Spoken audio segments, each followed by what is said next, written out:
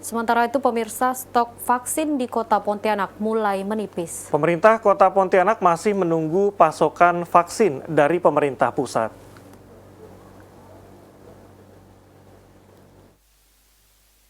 Kebutuhan vaksin untuk vaksinasi COVID-19 hingga kini masih diimpor.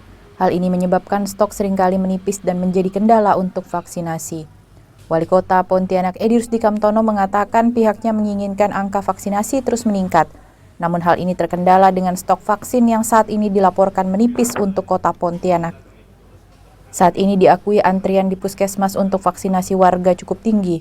Belum lagi ditambah warga yang akan melakukan vaksinasi kedua yang terhambat karena stok vaksin yang menipis. Selain vaksin, pemerintah kota juga dihadapkan dengan terbatasnya obat-obatan. Di sejumlah apotik dijumpai ketiadaan obat-obatan sehingga cukup menjadi kendala bagi pasien COVID-19. Kalau yang baru-baru mungkin ditunda dulu sebelum ada kepastian pasien yang datang. Kan kita tidak bisa beli sendiri. Tapi kalau yang sudah terprogram mungkin sudah disiapkan oleh Dinas Kesehatan. Itu pun terbatas. Kalau obat ini terutama obat-obat virus, ini yang sangat terbatas di apotik, bahkan tidak ada. Terus Dinas Kesehatan kita membeli bahkan ke Departemen Kesehatan, kemarin dibantu 2.000, itu sebentar aja habis. Yang masyarakat yang isoman kan juga perlu obat. Tapi kalau vitamin, obat-obat flu, obat-obat demam itu ada yang kita bagikan sekarang ini. Wali Kota Pontianak Edi Rusdi Kamtono menambahkan saat ini memang terjadi penurunan kasus COVID-19 mencapai 25% dibandingkan sebelumnya. Ia berharap angka kasus terus turun dan tingkat keterisian tempat tidur di rumah sakit juga semakin berkurang. Tim Liputan TVRI Kalbar melaporkan.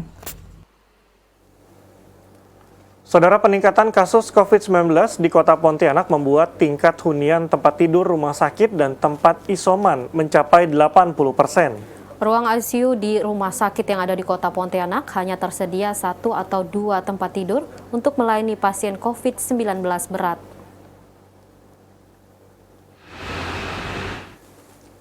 RSUD Kota Pontianak memiliki 79 tempat tidur dan RSUD Sudarso memiliki 200 lebih tempat tidur. Keseluruhan sudah terisi pasien COVID-19. Sedangkan untuk LPMP tidak diperuntukkan pada pasien COVID-19 berat.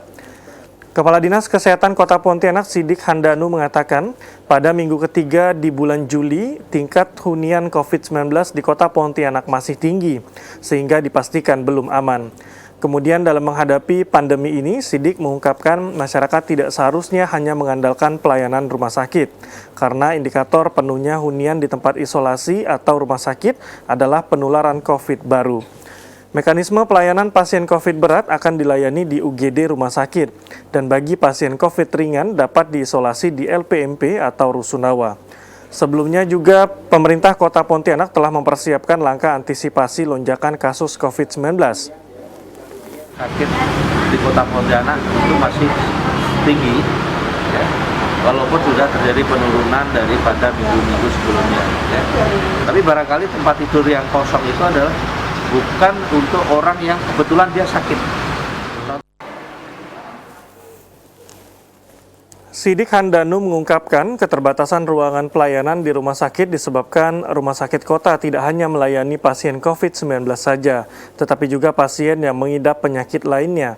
Selain itu, tenaga medis di Kota Pontianak sudah kewalahan sehingga ada upaya pemerintah Kota Pontianak ke depan untuk merekrut relawan kesehatan khusus penanganan COVID-19 di Kota Pontianak.